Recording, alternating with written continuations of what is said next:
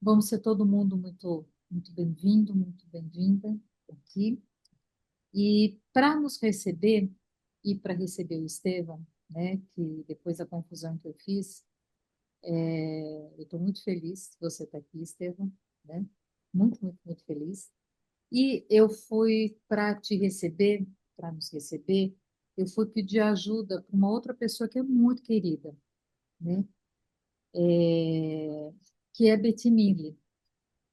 E aí tem um texto dela, no Queca de Maridos, que a Betty, ela, ao final, ela pega algumas poucas páginas e ela comenta alguns temas que aparecem nesses mitos. E eu vou ler para a gente tem um trecho pequenininho, que é onde ela fala dos papéis femininos e masculinos e a biologia, né? A partir dos mitos desse material, desse livro, que não foi escrito só por ela, mas foi escrito por ela e por um conjunto de indígenas.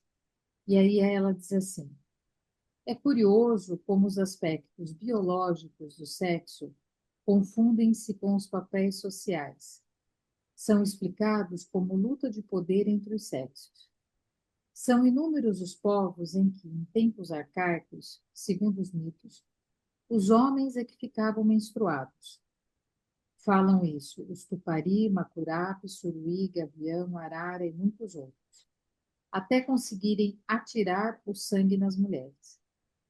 Também a gravidez não existia, ou se dava no pé, segundo os Macurape, na barriga da perna, segundo os Arara, ou tinha que ser apreendida. Em mitos de muitos grupos indígenas, as mulheres originalmente não tinham vagina. Esta teve que ser criada. Num mito documentado por Caspar em 1948 e que publiquei em Tuparis e Turupás, o Elijat, um dos dois demiurgos Tupari, talha uma mulher de madeira e a primeira mulher com vagina, pintada dentro, de urupum. Mas para o irmão, ele faz uma mulher sem buraco, deixando-o furioso. A menstruação, talvez não a gravidez, é quase sempre vista como uma desvantagem, é perda de prestígio. O sexo menstruado é que tem menos poder. Nos mitos Suruí e Tupari, as mulheres caçoavam dos homens menstruados, obrigados a ficar em reclusão enquanto elas passeavam de um lado para o outro. Quando eles passaram a mão ensanguentada na vagina delas, Suruí, ou atiraram um capim com sangue quando elas se aproximavam, segundo Tupari, elas é que ficaram menstruadas e perderam com isso poder, prestígio e a liberdade de andar. Enfim, com com esses comentários da Petit,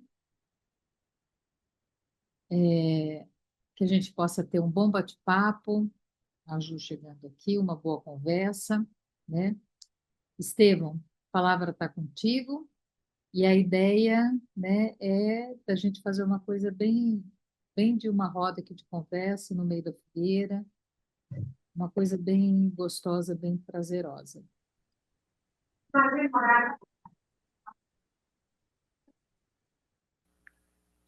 Pronto, a Juliana já mutou, já faz com a cara de meu Deus, eu esqueci de mutar o microfone. Boa noite, Juliana.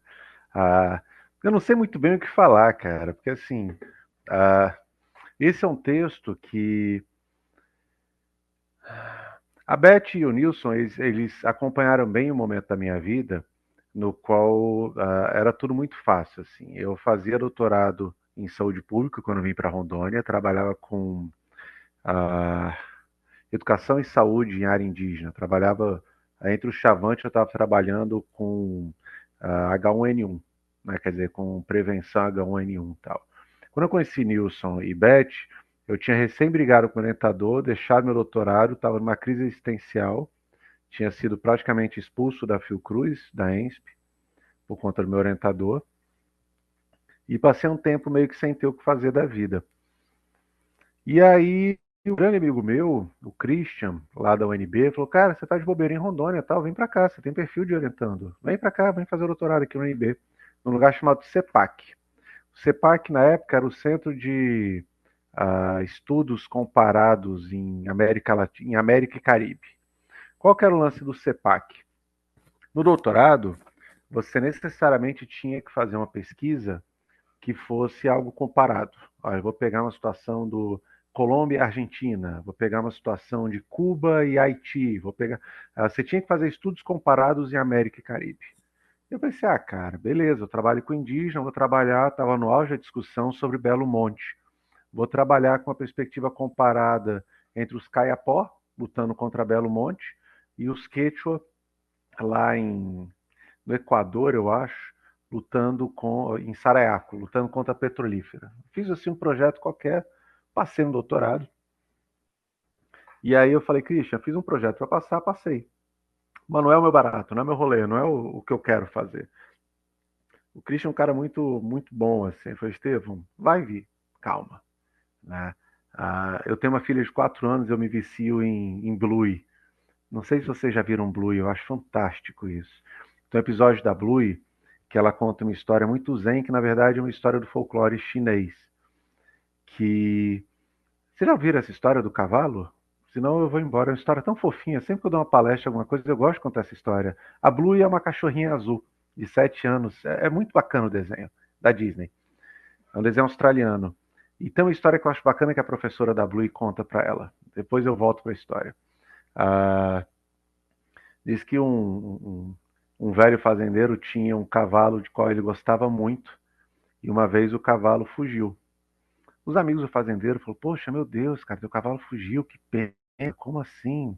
Tadinho de você, a gente veio aqui te dar solidariedade. Aí o fazendeiro disse: Né, vamos ver. No dia seguinte, o cavalo voltou para a fazenda e trouxe outros 2 cavalos selvagens lindos. Os amigos do fazendeiro voltaram: Poxa, a gente veio aqui se rejubilar contigo, porque que boa notícia, você não só achou teu cavalo favorito, como agora você tem 2 cavalos selvagens maravilhosos. Isso não é legal? Aí o fazendeiro: Vamos ver. No dia seguinte, o filho do fazendeiro foi tentar domar os cavalos e quebrou o braço. Os amigos do fazendeiro foram lá e disseram: Meu Deus, cara, que pena, teu filho quebrou o braço. Você está triste com isso? Não, vamos ver. No dia seguinte veio o exército do rei buscar todos os jovens da aldeia para lutar contra o exército que estava vindo do outro lado, mas não levaram o filho do fazendeiro, porque ele estava com o braço quebrado. Aí vieram os amigos do fazendeiro: Poxa, que bom, teu filho não foi lutar. Vamos ver. Eu acho que assim, a minha sequência de pesquisa é uma sequência de vamos ver, de vamos ver se isso é bom ou ruim. Então, curso do doutorado, que bosta. Não. Hoje eu tenho essa noção de vamos ver. Eu entrei no mestrado que eu mesmo não sabia, no doutorado que eu mesmo não conhecia. Isso é bom ou ruim? Vamos ver. Não tem objeto? Vamos ver. E aí eu fui fazer uma disciplina sobre coisas que eu não sabia. Mais um momento, vamos ver, que é o tal do gênero e sexualidade, assim. Era uma disciplina sobre cultura e qualquer coisa nas Américas. Não sei se eu falo isso no livro ou só na tese. E aí, na primeira aula, os professores entregaram a meta do curso. E aí, cara, tinha um monte de coisa legal sobre um monte de coisa, menos sobre indígena. E eu tinha trabalhado com indígena por, sei lá, 10, 12 anos. E eu falei, gente, mas cadê a coisa aqui do. Você tem tudo. Você tem queer guatemalteco, você tem feminismo cubano, você tem movimento homossexual na Argentina. Você tem de tudo, mas não tem o gay indígena. Cadê? Eu conheço um monte de trans indígena, um monte de. Cadê essa galera? Não sei. A gente não conhece literatura. Aí eu cheguei em casa e fiz qualquer pesquisador, eu já era professora federal, qualquer pesquisador tarimbado faria. Joguei no Google. E aí quando eu jogo no Google, tem um monte de filme pornô. Eu falei, não é isso que eu quero, não quero o filme gay indiano. Aí eu comecei a procurar com calma, fui começando a manejar as palavras-chave. Até que eu fui parar uma coisa chamada Two Spirit, que era interessante. Quando, no começo dos anos 80, os indígenas, os nativos americanos dos Estados Unidos e Canadá começaram a contrair HIV e foram voltando para as suas casas para morrer de AIDS com as suas famílias, os mais velhos disseram: a gente não quer vocês de volta. voltem aí para a cidade, vocês estão trazendo doença de viado branco para cá. E vocês pegaram essa doença porque vocês esqueceram de quem vocês são. Os caras disseram, não, na verdade é o contrário, vocês esqueceram que nós temos um papel histórico na nossa cultura de pessoas com dois espíritos, com pessoas com espírito de homem e de mulher. E por causa disso nós conseguimos circular entre o universo branco indígena, espiritual e terreno. Nós somos historicamente embaixadores da nossa cultura. Vocês esqueceram disso, não fomos nós que abrimos mão da nossa indianidade indo morar na cidade. Vocês que abdicaram da indianidade de vocês quando vocês esqueceram o nosso papel para abraçar a moral do branco. E aí surge o movimento Spirit, que não é um movimento que tem a ver com sexualidade, é um movimento que tem a ver com cosmologia, um movimento político, um movimento anticolonial. Se você vai pensar a sexualidade indígena dos Estados Unidos, tem uma coisa que eu acho bacana, que é a tal da Medicine Wheel Lakota, que é um círculo cortado de cima a baixo de um lado para o outro, e que ele é branco, preto, vermelho e amarelo. É uma bola. E aí todo o indígena americano, o espírito, quando vai te mostrar o que é a sexualidade indígena, é uma coisa mais ou menos assim. Vamos lá. O desenho parece mais ou menos com isso aqui. E eles começam a dizer, não, vem cá, vocês acham que a sexualidade são dois polos opostos. Nós não, a gente sabe que a sexualidade, que o que vocês chamam de gênero, é algum ponto desse círculo. E que é um ponto relativo, é uma questão relacional. Você pode ou pode não estar, mas nunca é uma questão de oposições. Para vocês, o gênero são dois pontos fixos numa reta. Para a gente, é algo móvel, difuso, dentro desse círculo, que tem a ver com o papel sagrado que a gente ocupa na nossa cultura, que não tem a ver com sexualidade. Ser tio espírito não é ser gay. Falei, pô, que interessante essa história. Aí eu vou ver no Brasil como é que é. Eu comecei a achar um monte de reportagem, lembrando que isso é 2012, 2013, sobre os ticunas, sobre vários, em Roraima, tá, vários povos indígenas, reportagens falando de preconceito que indígenas gays, né, na época, sofriam por conta da sua sexualidade. E eu falei, se eu tenho que fazer uma tese comparada, eu vou tentar entender por que nos Estados Unidos você tem um movimento continental de pessoas two-spirit, enquanto que no Brasil essas pessoas são escorraçadas dentro de suas aldeias. Hoje não, hoje você já tem um movimento LGBT bem consistente no Brasil. Os jovens indígenas, você tem um movimento Tibira, por exemplo, no Instagram, que está aí já há uns 12 anos mais ou menos, e que tem pautado o acampamento Terra Livre nos últimos anos. Galera, bem interessante. Inclusive você tem uma Secretaria de Diversidade Sexual dentro do Ministério dos Povos Indígenas. Mas há 10 anos, 12 anos, 13 anos, a coisa era diferente. E aí eu comecei a tentar entender por que aqui você não tem movimento, enquanto que lá você tem um movimento organizado. E aí mais um momento daquele, vamos ver, né? Porque eu fui para os Estados Unidos fazer meu sanduíche lá para fazer campo. E o meu campo era sobre o movimento LGBT indígena nos Estados Unidos. Enquanto isso, eu fui percebendo que não havia um movimento LGBT indígena no Brasil. Então, como é que eu ia fazer uma tese sobre algo que não havia aqui? Eu não vou fazer uma tese pela falta. Por que nos Estados Unidos tem, no Brasil não tem? Não dá para você fazer um negócio desse. E aí, eu falei, foda-se, tô aqui, vou aproveitar que eu tô aqui. E tem uma coisa que o orientador falou que é verdade. Se você quiser estudar o Brasil, você tem que sair do Brasil, que é onde tem boa biblioteca, onde tem boa estrutura. Eu consegui livros do século XVI em 5, 6 traduções diferentes, coisa que eu jamais conseguiria aqui na Federal de Rondônia. E aí eu começava a comparar os termos para sodomita, eu começava a tentar entender se você tem uma mudança, outra, uma tradução de um texto do século XVI, XVII. E aí eu comecei a fazer o levantamento histórico de onde é que os indígenas, do que a gente chamaria hoje de sexualidade divergente, estão na história etnográfica brasileira. Comecei a escrever. Aí eu ligava via Skype pro meu orientador, falei, Christian, eu tô surtado, porque eu não tô achando nada de movimento LGBT no Brasil, tô fudidaço, o que é que eu faço, o que é que eu faço? E o Christian, muito sábio, vamos ver. E aí quando eu vejo, eu tô com 200 páginas escritas. E eu mandei pro Christian só sobre essa história, só sobre essa etnografia. E aí eu voltei pro Brasil e ele falou, cara, O teu material ele conta uma história interessante. Ele tenta entender por que da nossa obsessão em controlar a sexualidade indígena. Falei, pô, essa é uma tese interessante, né? Quer dizer, como é que há, há essa obsessão em você controlar? O que que essa obsessão nos fala sobre colonização, né?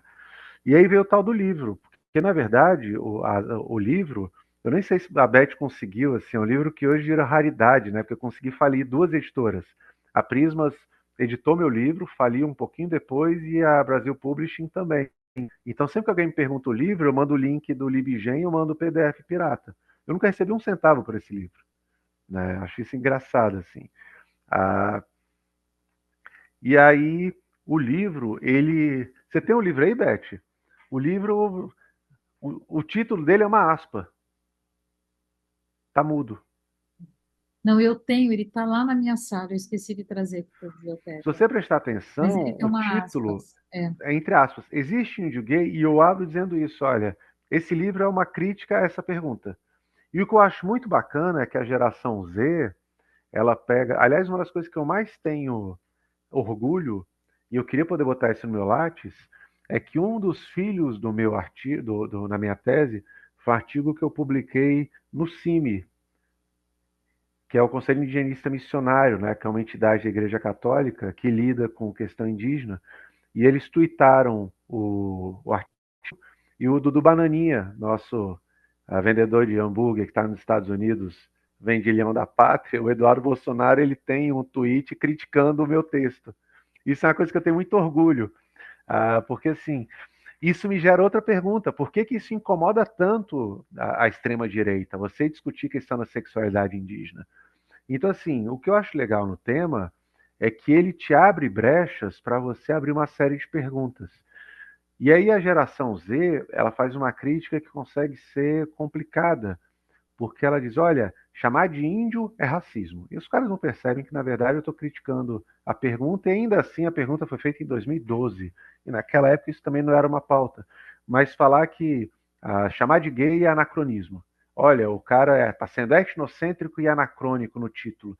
E ninguém parou para ler a página 2 do livro. Né? Quer dizer que eu falo, isso é uma crítica a isso. Mas parece muito mais inteligente você criticar o apólogo branco pela capa do livro do que você tentar entender o que o cara escreveu sobre o texto. Então, assim, na verdade, o livro ele é uma grande questão, e o que eu tenho tentado escrever desde então, sobre por que que a gente é tão obcecado em controlar a sexualidade indígena e como é que isso é parte do jogo colonial. Né? Quer dizer, o que que é a tal da colonização das sexualidades indígenas? Eu sei entender que você tinha papéis espirituais, políticos, comunitários, e que essas pessoas não cabiam no binarismo e que essas identidades serem vistas como desvio era justificativa para catequese, para ridicularização, para perseguição, para criminalização dessas práticas. Né? Quer dizer, tudo que não cabe no modelo eurocristão é pecado, é degenerado, é atrasado. E o que eu acho interessante é que isso tem sido pauta para... Eu passei, sei lá, 3 ou 4 anos sem escrever a respeito. Outro dia eu estava numa live falando sobre isso. Ah, porque eu sempre digo, se vocês tivessem curiosidade de ler as coisas que eu vou escrevendo depois, eu sempre digo o seguinte: vai ter um momento que eu não vou mais escrever sobre isso. Vai ter um momento que você vai ter, e eu sempre disse isso. Ah, os jovens indígenas LGBT brasileiros, eles são o futuro do movimento anticolonial no país. Eles são os caras que vão vir com proposta, são as pessoas que vão vir com propostas mais inovadoras, mais radicais no que seja uma crítica anticolonial. E eu simplesmente parei de escrever porque não é mais meu lugar de fala, não é mais meu espaço, não cabe mais a mim fazer isso. E aí, recentemente, eu tenho ido a alguns eventos, e aí as pessoas LGBT indígenas que eu conheço dizem, você volta a escrever. Tem tanto branco que a gente queria que calasse a boca e não cala, por você que a gente queria que continuasse escrevendo. Porra, não para, vai, toca. E aí, mais recentemente, eu tenho trabalhado com uma coisa chamada heterocolonialidade. Qual que é a pegada? Qual que é o passo que eu dou a partir do texto que vocês leram?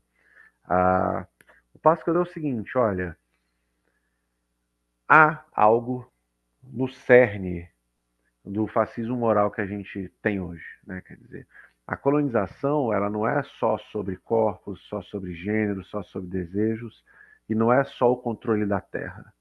Na verdade, esse apagamento, essa criminalização, essa ridicularização de tudo que é diferente, essa coisa de que o único imaginário legítimo é o heterossexual, é o viril, é aquele ligado à família nuclear, que antes era aplicado, imposto único e exclusivamente ao indígena como parte do projeto colonial, hoje é parte do sistema mundo. Né? Quer dizer, na raiz do fascismo moral, da escola sem partido, da homotransfobia, etc., você tem a discussão que está lá no texto. Né? Quer dizer, de você tentar definir quem pode existir e quem não pode existir.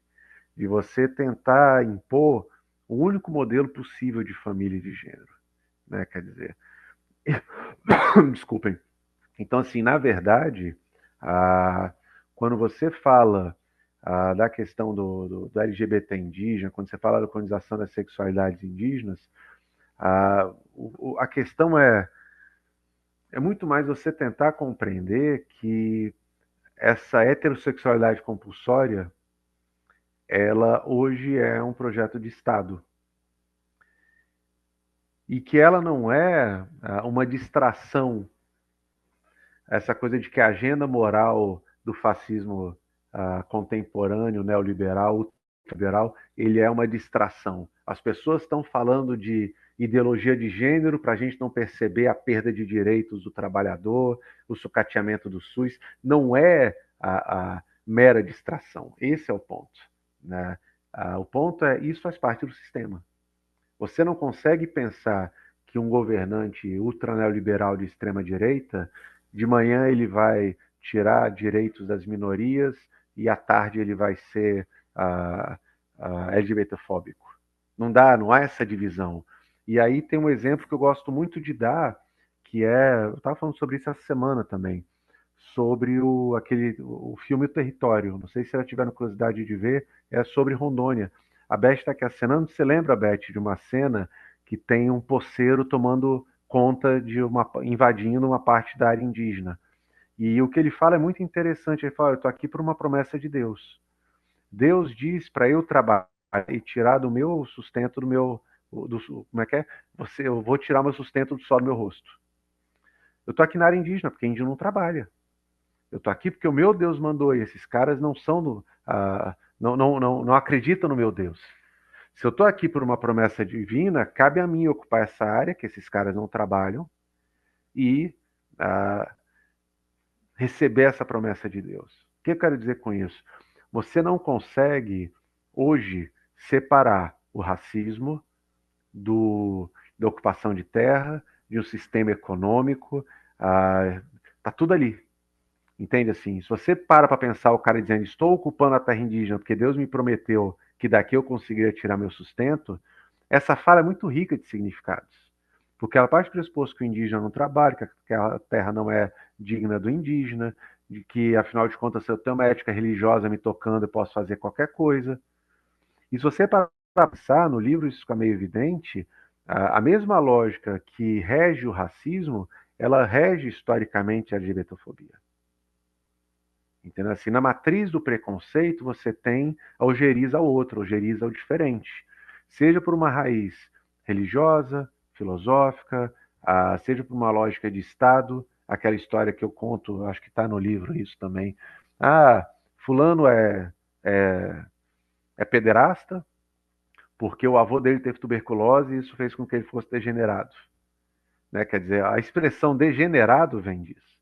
Então, assim, o que eu acho interessante do livro não é o livro em si. Né? O livro tem uma série de defeitos. Eu não sei se eu escreveria esse livro hoje. Foi um amigo meu que pediu, falou: Estevão, você tem uns textos aí para a gente poder editar? Porque o que você está escrevendo eu quero botar numa edição que eu numa coleção que eu estou editando por uma editora. Tá? Falei: tem uns textos aqui, juntei tudo no PDF, mandei para ele, editor. Mas, assim, o que eu acho interessante é você não pensar. O livro não é sobre indígena gay, esse é o ponto. Né? Quer dizer, o livro é sobre você pensar em questões que antes a própria antropologia brasileira não verbalizava. né? Exceto pela Betty, exceto por algumas pessoas que estão ali nas bordas da antropologia, até o começo, até, sei lá, 5, 6 anos atrás, a antropologia brasileira era absolutamente refratária a discutir esse tipo de coisa. Eu já vi muita coisa ruim escrita em parecer de texto meu sobre o tema, porque a antropologia não queria encarar isso. Sobretudo a questão de que, ó, você não está levando em conta a lógica interna da sexualidade indígena. Você tem que trabalhar com sexualidade caipó, sexualidade chavante e tentar entender a sexualidade nos próprios termos nativos. E eu digo, olha, isso eu não faço. Eu nunca fui numa aldeia e falei, vem cá, cadê os gays daqui? Eu nunca fiz isso. Quase sempre eles e elas me procuravam na época no Facebook para compartilhar histórias. E o que eu acho interessante é que um potiguara, um pataxó, um caiapó, um guarani, por mais que você tenha diferenças enormes entre essas culturas, entre os contextos que as pessoas vivem, quando a homofobia bate lá, a homofobia vem mais ou menos pela mesma estrutura. Vem pela igreja neopentecostal que está ali aberta, vem pela piadinha que os caras veem na televisão, porque tem televisão na aldeia, no final da tarde, vem pela chacota que o cara escuta quando está indo na padaria da cidade gastar o dinheiro dos aposentados. Ah, e aí é o que eu digo, o índio gay que eu entendo é o cara que já se percebe como gay, porque a homofobia já chegou na aldeia dele. É um binômio. Você não consegue separar essa autoidentidade cheia de peso, cheia de problema, ah, da carga de preconceito que muitas vezes o branco traz, né? Quer dizer, o preconceito veio de caravela, o preconceito veio pela igreja, o preconceito veio pela televisão, veio pela gente indígena da FUNAI. Ah, e tem uma coisa que a gente estuda muito pouco, e eu queria muito poder trabalhar isso um dia, que são os impactos do bolsonarismo nas aldeias indígenas, né? Quer dizer, você tem já algumas lideranças indígenas que já começam a ser ultraconservadoras, já tem um movimento de você tentar voltar a expulsar jovens indígenas LGBT, já tem umas coisas meio esquisitas acontecendo. Você está começando a normalizar a barbárie também em contextos indígenas. E aí tem uma coisa que eu acho importante ser dita, e eu concluo, Beth. A, a periferia é laboratório da modernidade.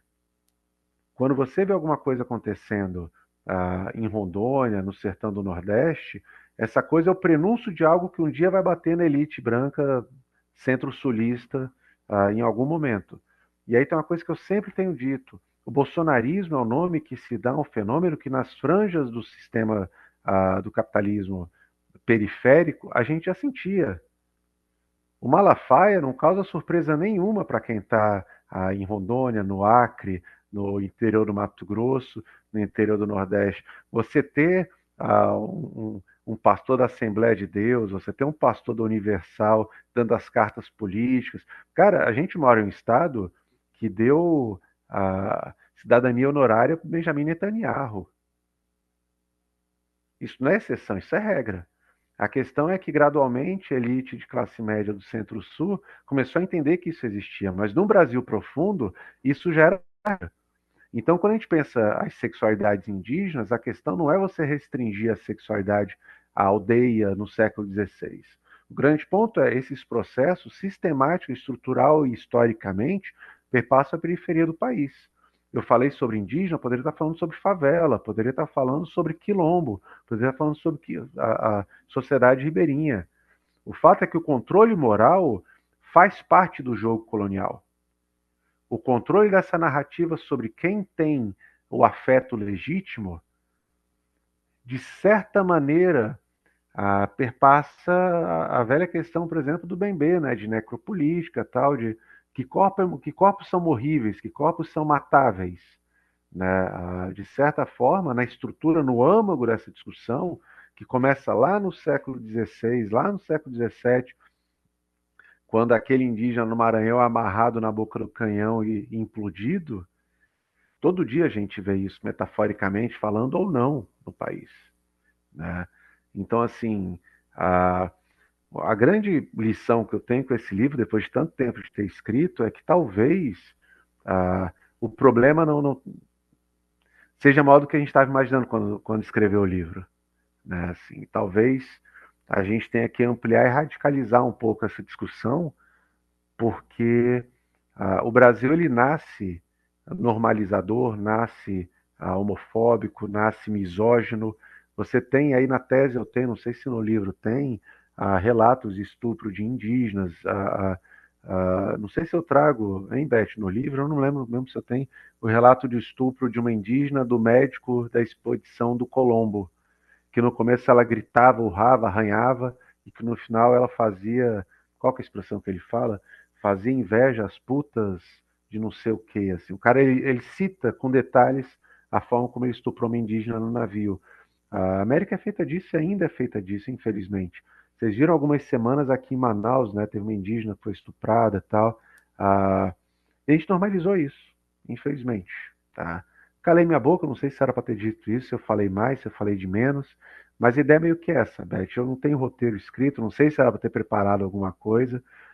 Contigo eu estou em casa, então eu meio que liguei o Let It Go, desculpa.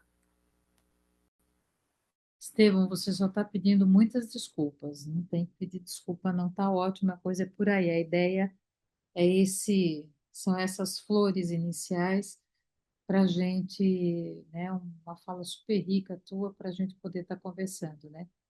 E o microfone tá aberto para todo mundo, né? E a gente costuma deixar o microfone, quem quiser, quem não tiver com ruído, né, em casa, e quiser deixar aberto para a gente ir dialogando, mesmo como se estivesse no boteco da esquina, vocês sabem que tá ok, né? Só se alguém tiver, às vezes, com circulação de gente, e tal, que possa incomodar as outras pessoas, né? Mas eu acho que, assim, várias dessas, assim, das questões que você está colocando, Estevão, acho que uma delas, né, que vem com o colonialismo é esse mito cristão, né, de que o homem deveria, não só que ele deveria, saindo, sendo castigado, ele tinha que ir, ele tinha que ganhar o mundo e ele tinha que dominar esse mundo, né?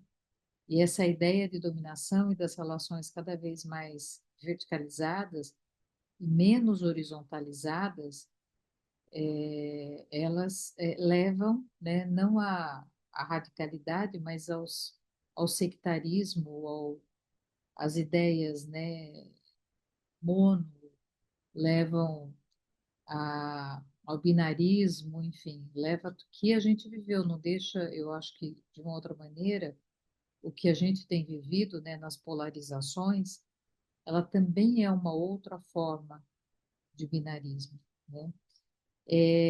Você foi falando, eu também me lembrei do filme A Guerra do Fogo, que não sei se, né, que é lindíssimo, e que na Guerra do Fogo a gente vê as pessoas se relacionando, as pessoas se relacionando e gostando de pessoas, sem ter um pudor, sem ter culpa, sem ter incômodo, sem ter controle, né, até que começa-se a ter a presença de uma outra cultura que tenta ditar a sua forma de vida, que tenta ditar os seus valores, né? Que tenta ter poder sobre a outra cultura, né? Mas vamos abrir um pouco aqui, vamos ver quem quer se colocar para a gente começar a esquentar aqui essa roda.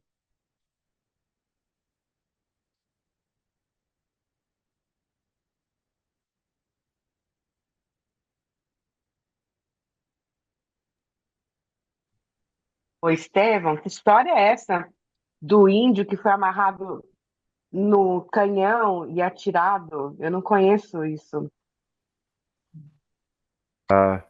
Se você jogar no Google, você vai ver. Tá? Se você jogar no Google com calma, você vai ver execução canhão Índia. Se você jogar isso, vou até fazer a experiência para ver se aparece. Execução can... Cadê o Google? Canhão Índia. Se você jogar, vai lá em imagens, você vai ver algumas imagens. A primeira imagem logo aqui a que aparece é do Instagram, Não sei se você tem um computador aí à frente, joga isso, execução canhão Índia.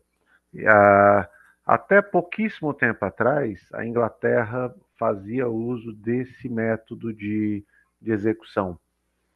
Você basicamente pega um sujeito, está aqui o canhão, você amarra o sujeito aqui e você atira o canhão.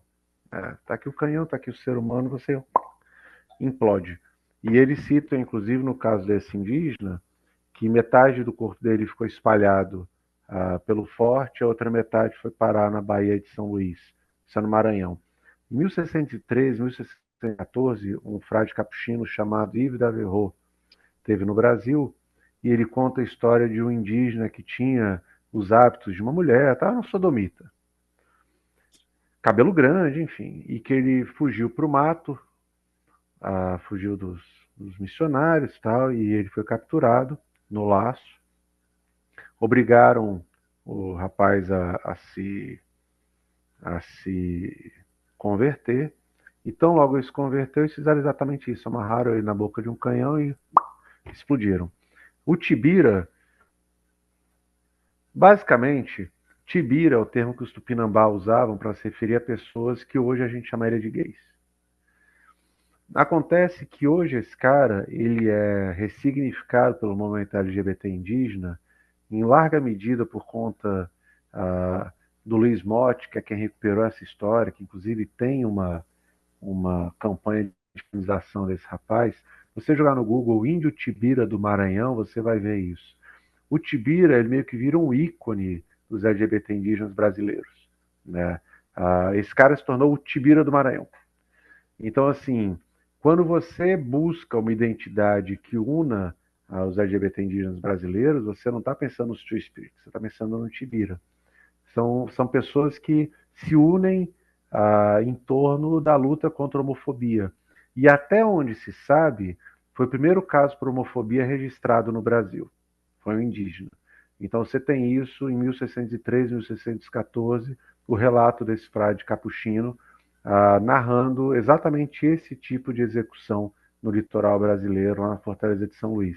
Eu nunca fui a São Luís do Maranhão. Se eu for, eu vou à Fortaleza, porque diz que lá há um marco histórico para lembrar a questão da execução desse rapaz.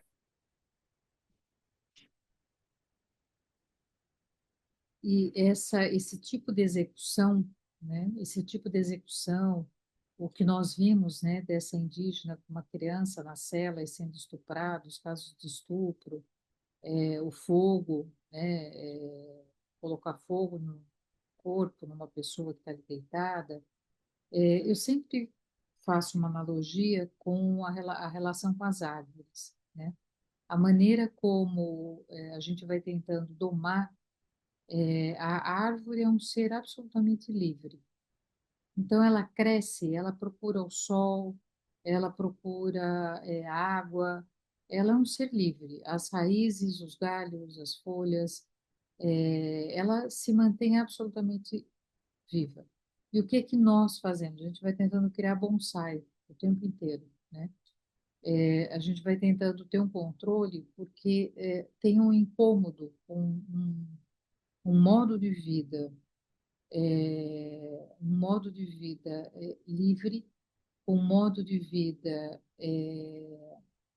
que, que tenta, e aí eu não tô romantizando, mas um modo de vida que não se atenta a, necessariamente a controle e que tem uma espiritualidade, eu acho que muito mais acentuada. Quer dizer, e aí a tentativa ela é de enquadramento, como a gente faz com todas as outras formas de vida, como a colonização faz, como as invasões fazem. E eu acho que essa correlação ela também pode ser pensada, né? Assim como o trabalho, quer dizer, a ideia de trabalho ela é a mesma, né? O trabalho, a ideia de que o trabalho enobrece, o trabalho não enobrece. O que enobrece são as relações que a gente tem, talvez, e não o trabalho em si. Mas o trabalho ele enquadra, o trabalho ele faz a mesma coisa que a gente faz quando a gente poda as árvores, ele faz a mesma coisa quando tenta se determinar a vivência de um sentimento, de um desejo, de uma atração, quando tenta se dizer o modo de vida, quando criam-se as reservas e as pessoas precisam ficar então contidas, né, dentro de um determinado espaço, quando os espaços são delimitados, mesmo na zona urbana, né, se a gente pensar um pouco na ideia da propriedade privada, a serviço do que ela também está, são todas formas de enquadramento e de controle, né? Você falou do território, nós tivemos, quando o território foi lançado, o grupo estava começando, e a gente teve a possibilidade de rodar o filme, e aí tivemos a presença da Neidinha, do Bitaté, de várias pessoas, né? A Chay entrou um pouco, a gente teve a presença de várias pessoas do território discutindo, né, o filme. Então, eu acho que a maior parte das pessoas que estão aqui, eu acredito que tenham assistido e lembram, né, dessa cena que você rememorou aí. Eu botei no chat um link para uma dessas fotos históricas aí de execução. É uma coisa bem frequente. Você tem inclusive um verbete da Wikipédia específico sobre isso também. Tá? Era bem comum você ter no Brasil, infelizmente, esse tipo de execução. Enfim. Você destroçar, né, é uma vivência da raiva, do ódio, é uma experiência, não basta você tirar de cena, você precisa de fato estilhaçar alguma coisa, né? E o canhão é uma coisa tão bruta, né? Então, acho que mas ele é bruto, né? É um falos, né? Sem contar que é um sinal aí, os freudianos adorariam, né? É um puta de um falo que está a serviço da violência e da agressão. É a expressão maior do estupro, né? É uma oitava do estupro, essa cena que ele está descrevendo do canhão, né? Agora com a tua analogia do falo, né? De aniquilar mesmo, estraçalhar por dentro. Eu ia perguntar se tem, na pesquisa, se você tem alguma classificação, alguma distinção entre a homossexualidade feminina e a masculina, se ela tem alguma distinção na tratativa, se aponta para algum lugar, e se na homofobia a gente pode ir cavando lá também e encontrar a misoginia, né? E se isso também é coisa e doença de branco, ou se isso também se encontra lá no povo da terra, a misoginia, que faz uma base para a homofobia, Tá. dá um chão no solo.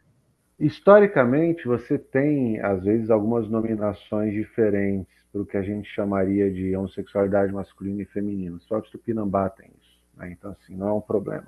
O que eu acho interessante é que boa parte dos povos indígenas não tinha nome para nominar esse tipo de prática, né? O Bourdieu tem uma frase que eu acho fantástica: nominar é tornar público. Esses caras não tinham nome porque não era um problema, não era questão pública, né? Eu sempre ouvi isso. Se o cara ele exerce bem o seu papel social, se o cara caça, se ele é um bom pai, se ele é um bom filho, tal, o que é que ele faça é problema dele, assim, não diminui quem ele é como pessoa. Ah, e aí tem a segunda questão. Até onde eu sei, até onde eu consegui, tudo é literatura, né? E querendo ou não, a literatura toda que nos sobrou é da perspectiva do colonizador. Hoje não, você tem um movimento de mulheres indígenas que luta contra o patriarcado entre os povos indígenas, tal. Você tem, infelizmente a gente também ensinou eles a misoginia, a gente também ensinou eles o machismo, ah, mas você não tem relatos históricos de marido agredindo mulher, porque isso é uma questão política também, né? Quer dizer, pensa uma sociedade como a Chavante, que você pode ter até 6 esposas, ou então os Tupinambá, que normalmente irmãos entre si casam com irmãs entre si. Se você tem um problema de agressão, Isso torna um problema político, porque você, na verdade, começa a ter um problema com o grupo político da tua esposa. Então você não faz isso. Não gostou? Separa. Eles dizem, olha, amor é invenção de branco. A gente gosta de estar junto, a gente gosta de estar perto, se não der certo, vai embora, cada um vai pro seu lado, volta pra família, casa de novo, cria os filhos, vai, toca. Agora, sim, tradicionalmente, nos relatos que eu li, você não tem casos de agressão entre marido e esposas indígenas, por exemplo. Você não teria a necessidade de uma lei Maria da Penha indígena do século XVI. Né? Quer dizer, a aldeia se resolve. Se der qualquer tipo de conflito, isso não chega às vias de fato. A pedagogia indígena é muito diferente, a forma de convívio é muito diferente. Tem um texto que eu gosto muito do povo sobre quem eu trabalhei, né, os Chavante, que foi escrito nos anos 60, pelo antropólogo que chegou lá quando eles tinham recém feito contato. E ele fala uma coisa engraçada, ele nunca viu um Chavante levantar a mão para o filho. Ele já viu o caso de criança brincando com fogo e nisso colocar fogo na casa com todos os pertences dentro da casa perdidos no incêndio.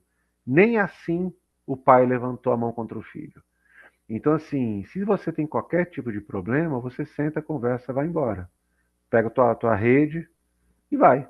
Você não tem por que bater. A mulher não é vista como propriedade. Isso é empréstimo nosso. Isso o colonizador ah, ensinou isso para eles. É diferente hoje, por exemplo, você tem aldeias no Mato Grosso do Sul, delegacias da mulher, que você tem lá uma intérprete indígena Guarani para acolher as mulheres Guarani que chegarem lá, por exemplo, que foram agredidas pelo marido. Isso não era uma questão antes da colonização, entendeu? Assim, o pacote colonial ele ensina misoginia, ensina homofobia e tal. Então, se você me perguntasse tradicionalmente isso existia, até onde eu consegui ler, até onde eu entendo, até onde eu sei pouca coisa, mas assim, dentro da minha limitação da literatura histórica que eu li, não. E com relação à questão de diferenciações entre lésbica e tal, tem. Uma coisa que eu faço é usar o termo homossexualidade como guarda-chuva. Por quê? Porque como você tem a visão do colonizador, um cara no século XVI, ou então um antropólogo nos anos 50, o cara não vai fazer diferença entre gay, trans, sabe? Assim, então, assim, entre o sodomita, o pederasta, o trans, isso é uma questão muito mais recente nossa. Então, quando eu falo de homossexualidade, eu entendo que isso é um termo genérico, eu entendo que isso tem limitações, mas é sobretudo para chamar atenção para a homofobia enquanto fenômeno colonial. Né? Quer dizer, foi o que eu falei, enquanto um é contraparte do outro, só, sem grandes ah, elaborações teóricas, entendeu? Assim, o meu problema na época, Juliana, era escrever algo sobre o que não se dizia. E era uma coisa que eu sempre falava na época. Eu falei, cara, é melhor escrever errado sobre um tema que é necessário e que venham as críticas depois, mas pelo menos o primeiro passo foi dado, do que você simplesmente se omitir em discutir um problema, porque eu, como antropólogo, antropóloga, não sei como nominar essa questão. Né? Então, assim, se eu falo de sexualidades indígenas em contextos culturais específicos, eu não tenho como criticar, por exemplo, a presença do neopentecostalismo em aldeia como produtor e reprodutor de homofobia, ou de um sistema moral. Que a questão é essa, quer dizer, quando a gente chega uma gramática moral. Esse é o grande lance. Né? E essa gramática moral não se restringe à questão da sexualidade, ou da abjeção, ou da misoginia. Né? Se restringe a coisas como a estética, o corte de cabelo, o nome. Se nasce com uma vagininha, tem que ser Maria. Se nasce com um peru, tem que ser João. A gente ensinou isso. Quando você começa a dizer, qual o nome de branco desse teu filho? Você começa a impor algo que até então não era um problema. Porque o nome não é de branco, ou de menino, ou de menina. É o nome do ancestral. É o nome que você sonhou, é o nome fado, é o nome que é do clã. Entendeu? Então, assim, enfim. Espero ter respondido mais ou menos a tua inquietação, Juliana. Eu quero te perguntar uma coisa. Os indígenas, é, você, você chegou a discutir, a conversar, né? Os indígenas alguns indígenas chegaram a ler o teu material ou a participar de alguma discussão? Como foi? Eu gosto muito, isso, graças a Deus, é bem frequente, assim. Acho que nada deixa um pesquisador ou uma pesquisadora mais satisfeito em ouvir coisas como eu dei o teu livro pro meu cacique para entender por que eu sou como eu sou. Eu acho que assim, ah, no primeiro momento, o livro ele foi interessante, as entrevistas, as participações em coisa no YouTube, espaços como esse no YouTube, por exemplo, tal, foram e são fundamentais, porque é a porcaria do lugar de fala, né? Apesar de eu não ter lugar de fala, eu estou consciente do meu privilégio como homem branco, colonizador, de classe média, tal. Uma coisa é você ser escorraçado dentro da sua própria cultura por você ser quem você é. Outra coisa é ver um cara de fora, doutor, professor, tal, explicando que errado é quem escorraça. E dizendo, olha, historicamente está aqui. Como foi lá no sul? Então, assim, por mais que eu não seja indígena, por mais que eu não seja LGBT e tal, o que eu tenho tentado fazer ao longo dessa década é usar esse espaço que eu tenho, que é um espaço de privilégios, para tentar chamar atenção para esse problema. Ah, e o tempo todo eu faço questão, e há algumas críticas por conta disso, de me colocar como colonizador. Eu sempre falo, nós os colonizadores, nós os brancos, eu nunca falo, porque os brancos fizeram. Não, os brancos fizemos. A minha família não é uma família de colonizadores, assim. Minha mãe é refugiada da Segunda Guerra, meu pai é retirante do interior do sertão do Ceará, assim. Eu não me identifico como alguém um colonizador branco, tal. Para mim, enfim. Mas eu sei que eu tenho um espaço privilegiado, sabe, Beth? Eu sei que eu consigo escrever em outras línguas, eu sei que eu consigo conversar com colegas Brasil afora. Então, sim, eu discuti muitas vezes, sim, eu conversei muitas vezes, sim, eu sempre que eu converso, ah, várias vezes eu já tive cancelamento de jovens indígenas. Você tem uma geração aí, você tem uma galera que não entendeu muito bem o que, que eu escrevi, que tenta entender o que eu escrevi há 10 anos pelo olhar que tem hoje. E o mundo mudou muito de 2013, 2012 para cá, né? Quer dizer, foi o que você falou, a questão das polarizações, isso acabou cortando para os dois lados. Eu acho que hoje você tem um radicalismo, você tem uma noção ah, que as coisas são muito mais sensíveis do que talvez fossem quando eu comecei a trabalhar com isso em 2012, 2013. Mas eu gosto muito quando alguém me diz, quando algum indígena, alguma indígena fala, cara, obrigado por você ter escrito, por você ter dito tal coisa, porque várias vezes isso ajudou essas pessoas a desarmarem discursos homotransfóbicos ou racistas. De dizer que essas pessoas não são indígenas, porque, você é gay, tu... sabe, assim, aquela noção de que o indígena tem um arquétipo, o indígena tem que ser aquele cara viril, puro, tem que ser o Davi Copenaua, sabe, assim, um amigo da natureza, na selva, defensor do mato. Não é isso. Então, assim, vários desses indígenas e várias dessas indígenas acabam sendo do armário em contexto urbano, estudando em universidades. E aí, quando eles chegam na aldeia, eles dizem, de novo, vocês deixaram de ser indígenas porque vocês estão na cidade estudando em universidade. Os caras falam, não, lá eu tomei consciência de quem eu sou. Aí o cara vai e dá meu livro pro cacique. Eu adoro isso. Eu sinto que eu sou, sabe, assim, sinto que eu consegui ajudar de alguma forma essas pessoas. Ah, e de novo, Beth, o livro nunca foi sobre indígena, nunca foi sobre sexualidade. Um livro, uma tese, um bom artigo, ele não te dá respostas, ele te dá perguntas que você não tinha antes de ler aquilo. Então, assim, a minha questão sempre foi, beleza, pode não ter momento LGBT indígena nesse momento. Hoje tem, naquele momento não tinha. Por que que não tem? Porque o movimento indígena, ele nasce sobretudo por conta da Igreja Católica, nos anos 60, 70, 70, 80, como uma reação à política indigenista do governo militar, sobretudo pensando em desenvolvimento do território. Não era uma questão, é diferente do movimento Two Spirit, do movimento indígena americano, que você tem uma ocupação de Alcatraz, nos anos 60, que você tem uma confluência no movimento negro, do Martin Luther King, desses caras, com o movimento indígena, que era sobretudo urbano, universitário, etc. Mas o que se tem hoje no Brasil é muito próximo do que se tinha nos Estados Unidos na década de 70, com relação a como esses jovens indígenas se articulam. Uma galera mais nova, que vem da periferia do próprio movimento indígena e que está em núcleos urbanos estudando em universidades. E aí esses caras começam a ter consciência de que as lutas deles, a despeito das etnias, são as mesmas. E tu começa a ler feminismo negro, tu começa a ler os decoloniais, tu começa a ler pensamento crítico latino-americano, e esses caras começam a dizer, opa, isso talvez me ajude, mas isso não basta. Esses caras dão um passo além. Isso que eu acho bacana, né? Quer dizer, recentemente, os LGBT indígenas brasileiros, eles estavam muito pautando a questão do corpo-território como conceito. Eu sou minha terra. Você não consegue ah, dissociar o meu corpo do território que eu ocupo. Eu sou o meu espaço, eu sou meu território. E isso quando você pensa numa questão de soberania sexual, soberania do desejo, tem uma potência gigante. E ninguém fez essa passagem. Eles e elas fizeram.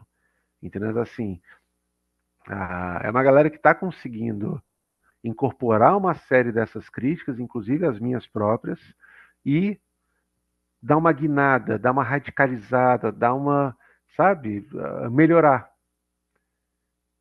Radicalizar no bom sentido, eu acho bacana você entender que o radical é bom nesse sentido.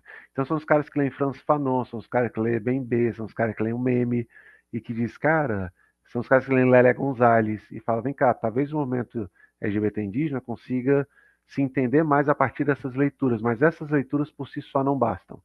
Elas nos ajudam a gente a se situar um pouco melhor, mas o que a gente sente, pensa, faz transcende o que essas críticas trazem.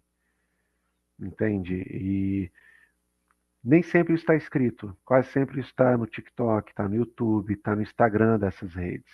Você vai no coletivo Caboclos, no coletivo Tibira, você vai ouvir as músicas da Catumirim, que é uma rapper indígena, acho que está em São Paulo. São muito ricas esse significado de crítica política. E está aí, só que a gente não conhece, porque a gente está o tempo todo lendo crítica pós-colonial branca dos anos 80 ou lendo fechado críticas e pensamentos decoloniais que só falam para a gente sobre a gente a partir da gente.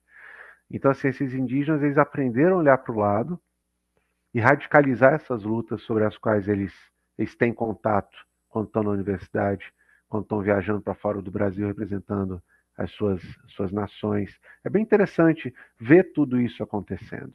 Né? Quer dizer, o Nechoru Patachoca é um cara que eu conheci num canal de YouTube no começo da pesquisa e conversava comigo pelo Facebook sobre como é que os caciques da aldeia dele tentavam cancelar o canal dele no YouTube, no grupo de WhatsApp, porque no Facebook ele dizia que era gay. Esse cara hoje coordena a Secretaria de Diversidade Sexual Indígena de Diversidade Sexual Indígena no Ministério dos Povos Indígenas. Então, assim, é legal você ver como é que isso. Um cara que era youtuber outro dia, de repente, pum, um cara que está viajando no Brasil para lutar por direitos humanos para essa galera. Tem sido bacana ver isso, Beth, assim, como é que as coisas se desenvolvem. O meu problema, o meu como antropólogo, é perceber que as pessoas não estão extrapolando essas críticas, porque as pessoas não estão tentando entender o que está acontecendo no Brasil e no mundo a partir desse tipo de reflexão. Né? Quer dizer, você já tem nos Estados Unidos notícias de cidades que já estão tentando ser livre de latino, de negro, de gay. Na Polônia você já tem áreas livres de homossexuais.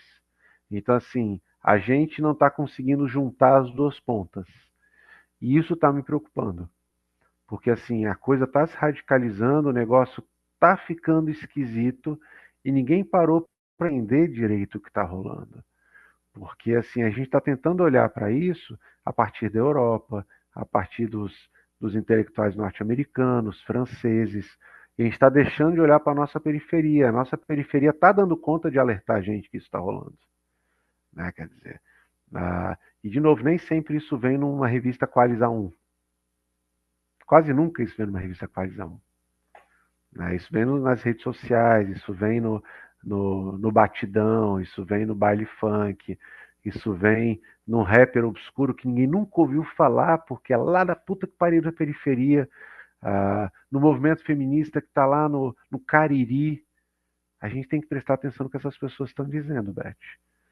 porque depois a água bate na bunda de novo e a gente é pego de surpresa. E aí foi o Ailton Krenak que falou quando houve a eleição do Bolsonaro, com aquele congresso BBB, e o cara disse: eu não sei porque que vocês brancos estão com tanto medo disso.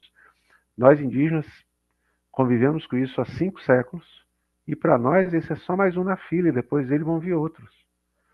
Então, assim, a gente tem que olhar para a sabedoria dos povos indígenas, a gente tem que olhar para a coragem dos povos periféricos e tentar entender o que está rolando. Quando eu não tinha onde apresentar meus trabalhos em congresso, eu apresentava em GT de feminismo negro. Porque as feministas negras diziam: Estevam, a gente entende os indígenas gays. Porque o feminismo branco não queria saber da gente, porque a gente é preto. O movimento preto não queria saber da gente, porque a gente é mulher. Assim como os indígenas. O movimento LGBT não quer saber, porque são indígenas. Entende? E o movimento indígena não quer saber porque são gays. Hoje não. Isso mudou.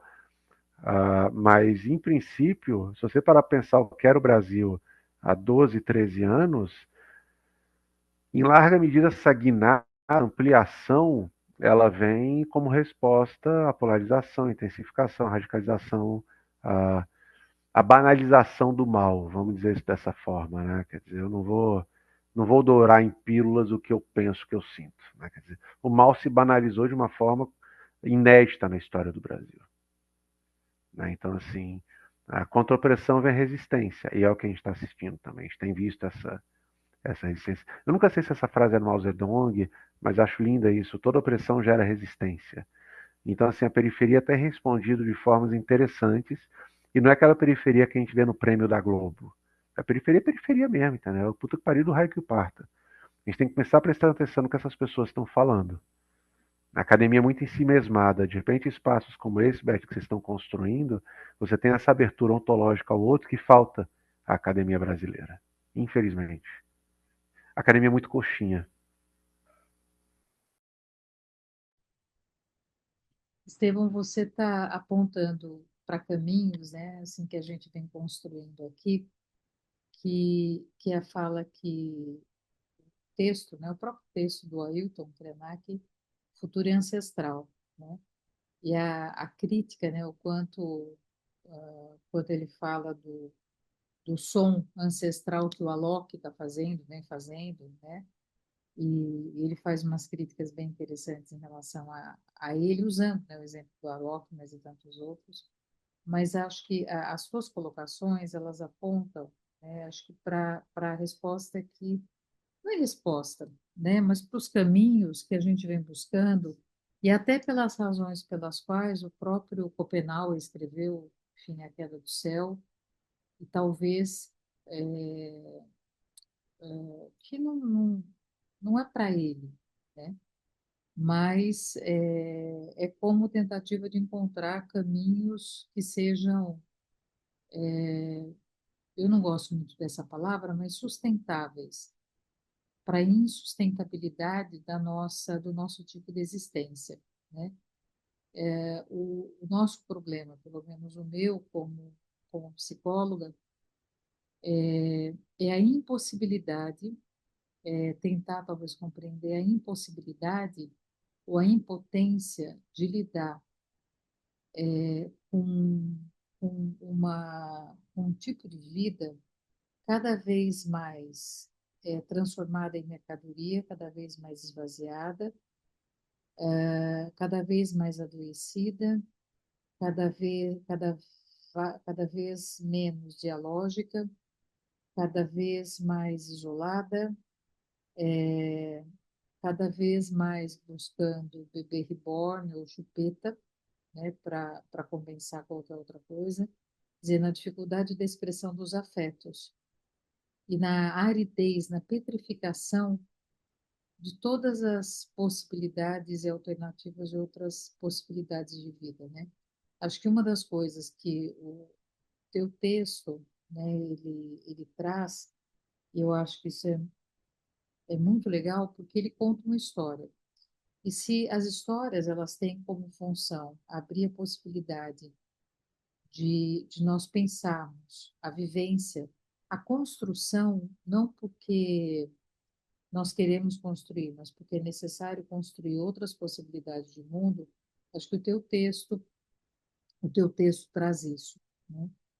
Ele alerta ele para coisas que ele organiza um pensamento de alerta de questões que a gente já conhece e que a gente sabe, mas ele organiza e ajuda a gente a ter um pouquinho mais de clareza, né?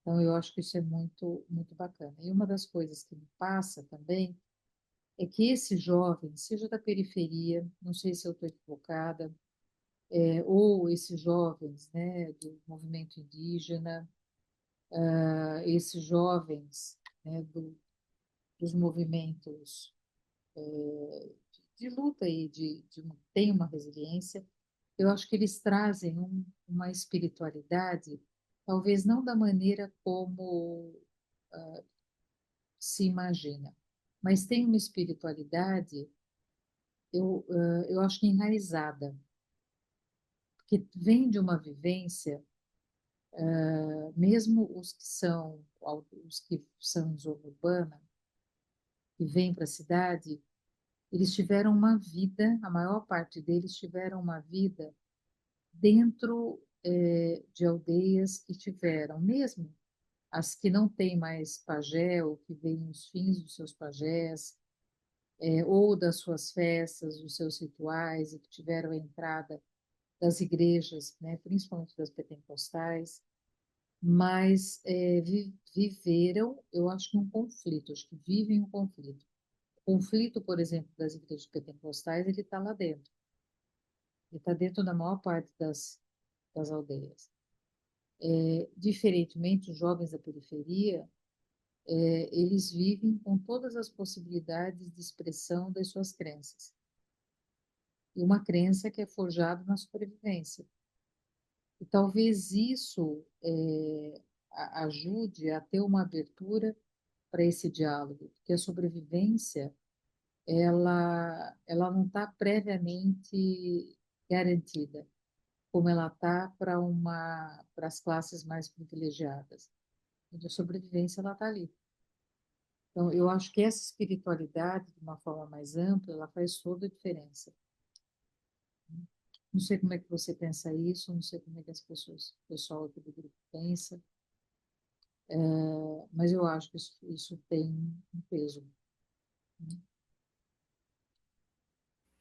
Eu já falei tanto que eu queria ficar um pouco quieto, sabe, Beth? Eu acho que eu tenho muito para aprender com vocês aqui hoje também. Eu falei mais do que eu dou conta de falar em alguns dias aqui. Até na última intervenção minha, eu liguei o piloto automático. Então, assim, vamos. Eu queria ouvir um pouco vocês a partir dessa questão que você trouxe. Eu acho fundamental também. Porque, assim, alguém ocupa esses espaços, né? Esses vazios são ocupados, assim, são criados pelo. Não, chega uma igreja evangélica. Eu conheço igrejas universais gigantes no meio de aldeias que são mínimas. No interior do Mato Grosso, assim, você vai ter aldeias que você tem um prédio gigante de igreja universal no meio de 5 ou 6 casas. Esses caras, eles ocupam um lugar que eles próprios criaram, né? Quer dizer, eles desestruturam tudo que dá liga para a cosmologia dos povos indígenas, para a família indígena, para o conjunto de crenças, para um sistema político, e eles vão ocupando, assim, gradualmente, assim, meio que... Uh, eu acho engraçado, quando você anda assim na rua, às vezes você vê uma graminha, uma arvorezinha nascendo no vão, entre dois, sabe? Entre duas pedrinhas de calçada. A sensação que eu tenho é que esses caras estão fazendo. A gente está aqui, a gente está ocupando esse espaço, e gradualmente, quando você vê, o negócio implode. Ah, não dá para a gente separar. Não sei realmente, cara, como pensar. Você trouxe umas questões que são interessantes, cara. Você falou da fissura da graminha, né? O movimento zapatista, ele fala uma coisa muito legal, que são das fissuras, que assim existem muitos muros, né, dados pelo colonialismo, dado pelo capitalismo, e esses muros eles têm pequenas fissuras. Umas são já um pouquinho maiores, mas se você chega perto, eles têm pequenas rachaduras. e que muitas vezes a gente fica cavocando nessas fissuras, nessas rachaduras para abrir fissuras, e às vezes a gente vai. Quando essa fissura, às vezes, ela começa a ficar muito evidente, a gente percebe que do lado apareceu um outro sinal, aí a gente começa a cavar nesse outro lugar. A gente vai cavando, vai cavando, vai cavando. De tantas fissuras que se tem, a intenção não é derrubar o muro, porque derrubar o muro é uma demanda, uma energia, uma libido gigantesca, né? E essa libido, né, o Zé Celso, ele dizia, o Zé Celso Martins Corrêa, ele falava assim que a função da arte era transformar o tabu em totem, né? A função, e aí você, dessa maneira, não tem que te controle, né? Um exercício de liberdade que dentro, eu acho que, eu vou falar uma besteira, mas eu vou falar, dentro, acho que de quase todas, ou de todas as cosmovisões indígenas, o que a gente tem é um exercício de uma liberdade, isso quando a gente não tem esse processo, né, de colonização, mas é um exercício de liberdade, de sentir e de fazer aquilo que você foi contando né, na trajetória. Bom, então tá, então vamos ver. Então, como é que foi? Foi como é para ser. E agora? Foi como é para ser. Quer dizer, quando a gente tem a paciência e encontra, claro, que um orientador ou um amigo, que é o que a gente faz nos processos de análise, que é ir caminhando com as pessoas. A gente vai caminhando junto. A gente vai junto. Às vezes a gente dá a mão, às vezes a gente dá o braço, às vezes a gente até pega no colo, às vezes a gente para um pouquinho para dar uma descansada, mas a gente vai caminhando junto e a gente vai vendo, assim, a gente sabe onde vai chegar? Não sabe, né? Acredita-se que nós vamos chegar no melhor possível. O que é esse melhor? Eu não sei. Quer dizer, qual é, né? Por mais que a gente tenha os nossos mitos de origem, eles apontam para os nossos caminhos, eles apontam para os nossos destinos.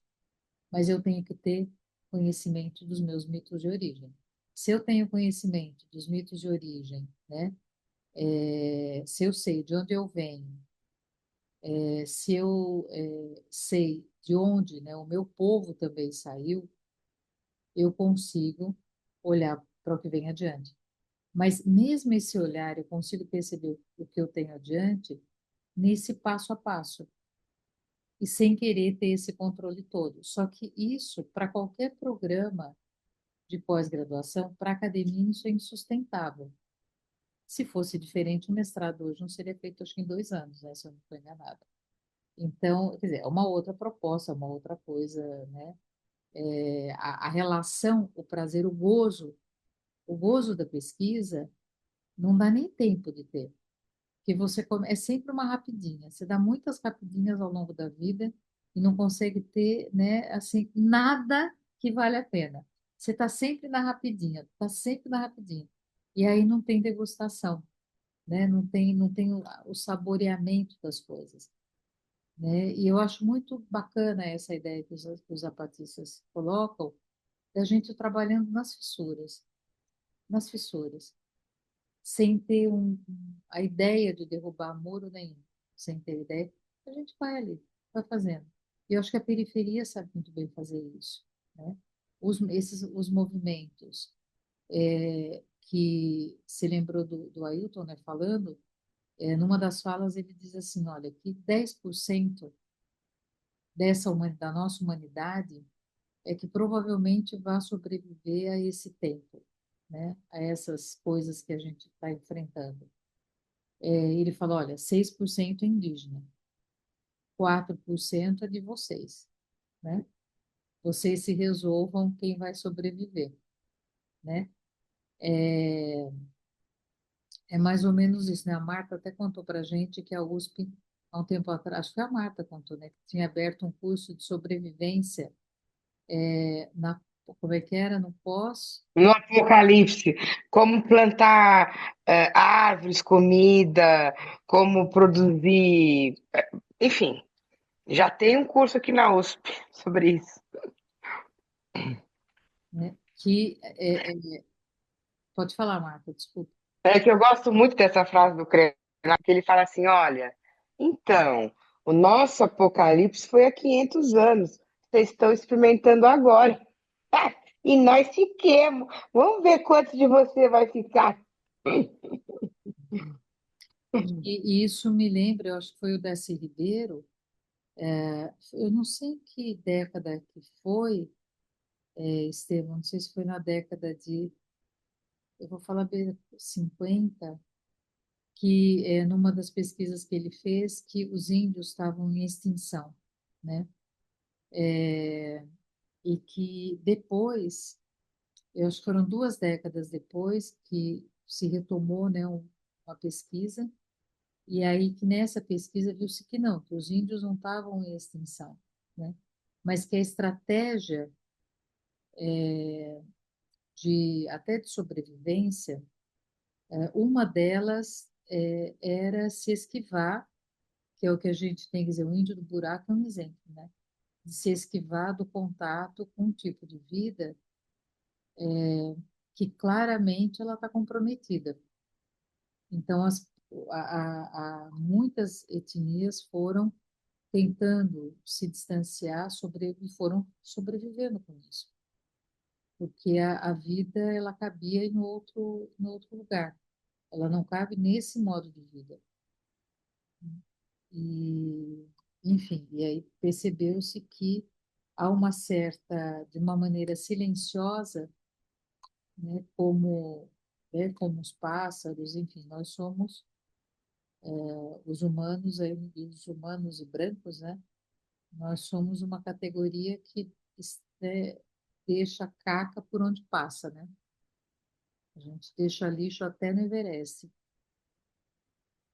E não consegue nem, né? O camarada tá lá, ele não volta nem com o tubo de oxigênio que ele usou para respirar para chegar lá em cima, né? Larga pelo caminho. Não consegue deixá-lo melhor o lugar por onde passa. É claro que hoje já tem outras regras e tal, mas tem muito tubo largado e as pessoas largam.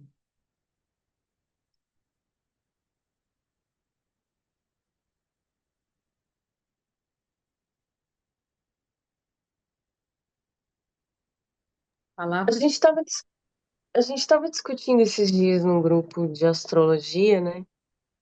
Sobre o fim do mundo, né? O apocalipse, essas transformações astrais fortes desses planetas lentos que estão mudando de signo e tal.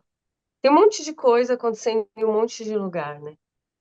Em todo lugar que você olha, você vê que as coisas estão se movimentando muito rápido nesses últimos tempos.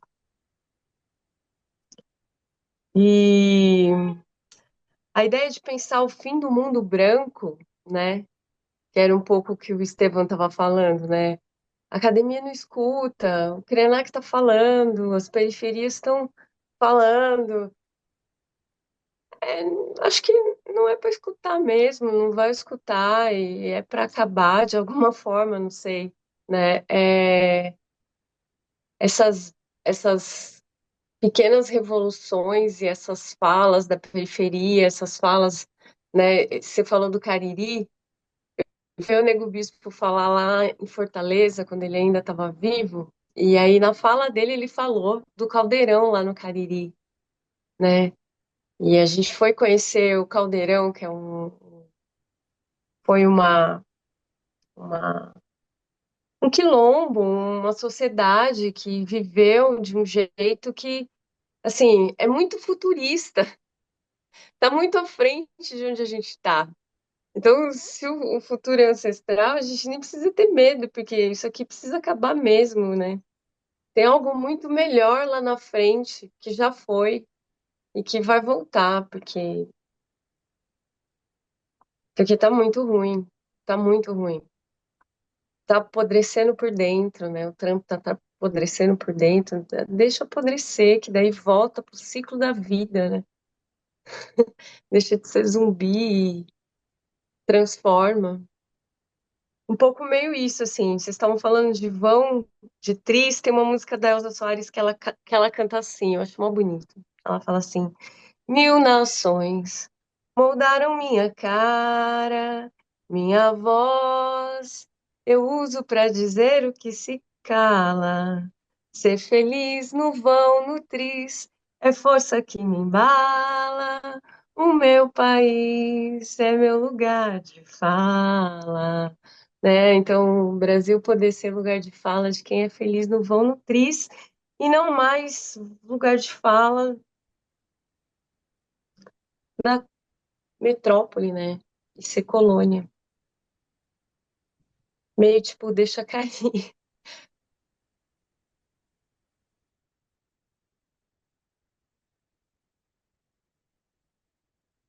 Gente, é 9h35, então temos as últimas oportunidades da gente contar histórias aqui ainda, e as últimas oportunidades de hoje da gente contar histórias, de abrir possibilidades, de criar mundos novos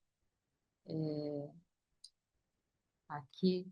E apesar, Ju, dessa desgraça toda, né? Apesar de tudo isso, né? É, eu acho que ou a gente se apega a isso, ou a gente demanda uma atenção para estar o tempo inteiro, né? Feito, né, Atena aí, né, com o escudo na mão, pronta para a luta, né? Eu achei ótimo, né, ali na Betty, quando ela fala do nascimento, né, da coxa, Atena nasce, né, da coxa do pai também, né? Ele é filho do pai, né? Ele resolve gestá-la na sua coxa. E ela está o tempo inteiro lutando, fazendo, né? Acho que a gente, claro, vai lutar, né? Não vai dar bobeira também, né? Vai se defender, vai se proteger, vai se posicionar. Mas, por outro lado, né, acho que a energia também, a nossa libido, acho que ela precisa também estar em outros lugares também, né? Acho que nessas possibilidades de outros mundos amparados por tudo isso, quer dizer, nessa escuta, né, que o Estevão está dizendo, olha, tem tanta gente falando coisas legais, coisas interessantes, né? Esses dias a gente estava separando, a gente segue, né, desfazendo a biblioteca e, e separando e vendo, afinal de contas, o que é que nesse momento vale a pena ficar na biblioteca, né? Então, acho que, sei lá, já saíram 60%, 60%, quase 70%. Saiu muita coisa.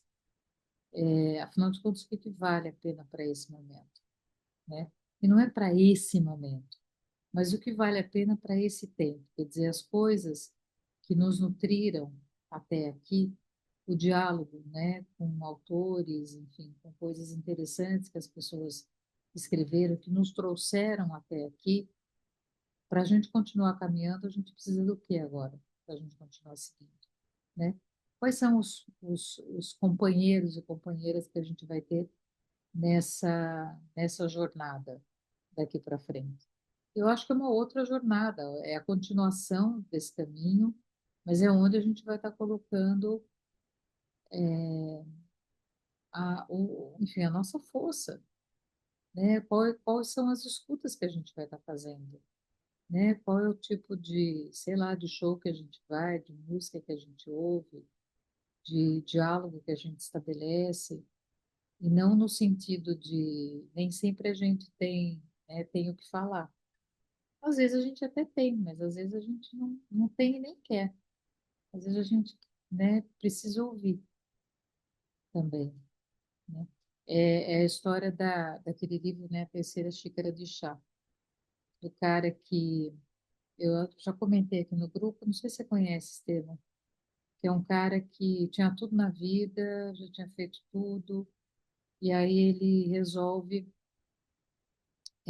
dizem a ele que tem um sujeito muito sábio que mora, é um eremita tal, e o cara vai lá com esse eremita, porque ele vai ensinar alguma coisa, e o cara anda por dias, um bruto de um esforço, então até que ele chega até o eremita. Aí o eremita o recebe, pede para ele sentar, aí bota 2 xícaras e começa a colocar, e o cara falando, falando, falando, falando, falando, falando, falando, falando, falando, falando, falando, falando, falando, o tempo inteiro. Aí o eremita prepara o chá e começa a servir o chá. Aí o rapaz, o homem vira e fala assim, mas está derrubando, o senhor não viu que já encheu a xícara? Ele falou, né? Assim é você, assim está você. Né? Se não tem espaço, como é que você veio aqui para poder receber alguma coisa nova? Né?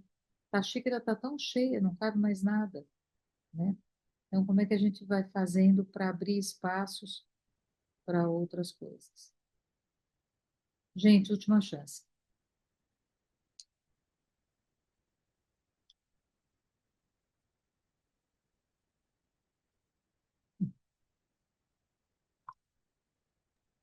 Eu queria agradecer o Estevão e pedir o livro. Fiquei muito curiosa em ler. E bem. E Estante agradecer, virtual, foi Marta. muito legal o seu Estante, trabalho. estante virtual. Estante virtual. Tá, Eu legal. mando PDF, tem isso não, pirateia, dane-se. Manda o PDF pra vocês, Beth. Me dá um oi depois, me passa Tá, o e-mail que eu mando. Não tem essa tá, frescura velha, não. Vocês são de casa. Para com isso. Quiser também mandar, acho que ninguém vai ficar mais rico nem mais pobre por causa desse livro. Se quiser mandar para alguém, acho que se joga. Tem. Se eu achar, inclusive aqui agora, eu já mando o link para vocês. tá bom. Estevão, eu também quero te agradecer muito, né? Foi uma delícia aqui te ouvir. Que bom que você falou, né, que você falou, liguei aqui, né, a seta e entrei. Quero te agradecer muito, aprendi muito, uma delícia te ouvir. Muito, muito, muito, muito obrigada. E aquele café na esquina, a gente vai fazer um café aqui, tá? Fazer um rango aqui, uma hora dessas. A gente deveria ter feito isso aí, né, cara? Enfim, se eu tivesse me organizado melhor, eu me convidava pra gente estar aí numa mesa, fazer assim um papo com Beth, sabe? Assim, fazer um talk show. Você sabe o que eu Ah, pensei? Você sabe o que eu tinha pensado? Eu pensei isso várias vezes. Depois acabou passando, tal, mas ainda hoje eu pensei isso de novo. Falei, mas devia ter dito, não disse, passou. Né? Eu ainda olhei para o prédio e falei assim, onde será que o Estevão está? Não sabia que você tinha mudado.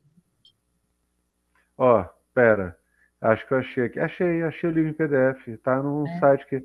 Joga no Google, não precisa nem te mandar e-mail. Tá aqui. Vou botar aqui no chat. Tá. Tem isso não. A editora não quer mandar um dinheiro por causa disso. Cadê? Ao contrário, às vezes o pessoal me manda mensagem, Estevão, tentei comprar esse livro na editora, não recebi.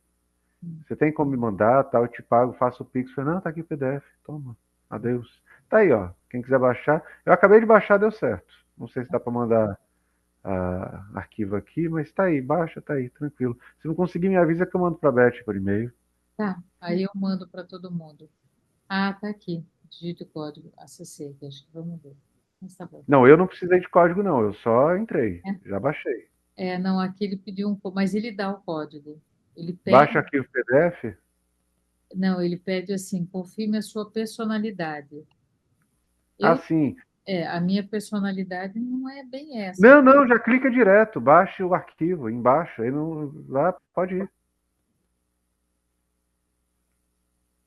tem tempo ruim não, Beth. Vou fazer Ó, em teste aqui, mas. Bom, depois eu vejo, porque senão clica na barrinha azul e vai. Só clica na barrinha azul. beleza. Tá bom? Não tem tempo ruim não. Eu já baixei 3 vezes o livro só para testar aqui, agora já deu.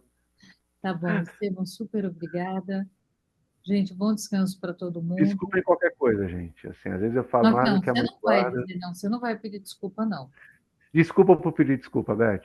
Ah, Eu acho que esse moço tá com problema por ser homem branco e hétero cis. Ele tá pedindo desculpa, muita desculpa. tudo bem? Até os Coitada, cachorros. Criança, já tá vamos lá então. Se aqui tá tarde, imagina aí no Centro-Sul, no horário do Sim, colonizador. Pelo amor de Deus, já deu. valeu, gente. Tá. Obrigada. Imagina. Tchau, Tchau, gente. tchau. Beijo. Tchau.